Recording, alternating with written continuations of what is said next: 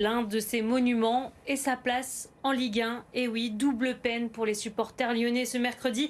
La DNCG a statué. La situation financière du club ne les a pas convaincus et l'OL rétrograde donc en Ligue 2. Ugo Caprioli nous a rejoint. Cette décision était dans toutes les têtes quand même lors de ses obsèques et les réactions sont unanimes. C'est de l'inquiétude. Oui, à commencer par le club déjà, une chose importante, l'OL confirme faire appel de cette décision, prend acte de cette décision jugée incompréhensible selon le club. Des mots prononcés dans un communiqué paru quelques heures seulement à peine après la sanction. Le club indique avoir travaillé en étroite collaboration avec la DNCG, satisfaisant toutes les demandes, notamment grâce aux apports en fonds propres des actionnaires et de la vente de Crystal Palace. C'est le club anglais qui était détenu du moins d'une part par John Textor. L'OL affirme avoir donc des ressources plus que suffisantes pour la saison prochaine. Et en attendant, des personnalités politiques ont fait part aussi de leur inquiétude et de leur tristesse. À commencer par Grégory Doucet, le maire de Lyon, extrêmement préoccupé par la situation. Écoutez-le.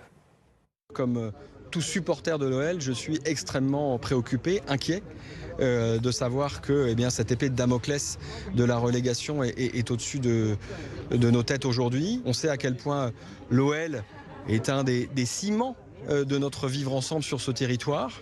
L'OL fédère, l'OL enthousiaste, l'OL c'est une partie de l'histoire de la ville, donc elle ne peut pas être prise à la légère. Donc j'espère que les responsables du club ont bien ça en tête, mais je vais dire, je leur fais confiance pour réunir tous les éléments, parce que je crois que personne, absolument personne, n'a d'intérêt à ce que l'OL se retrouve en Ligue 2 pour la saison prochaine.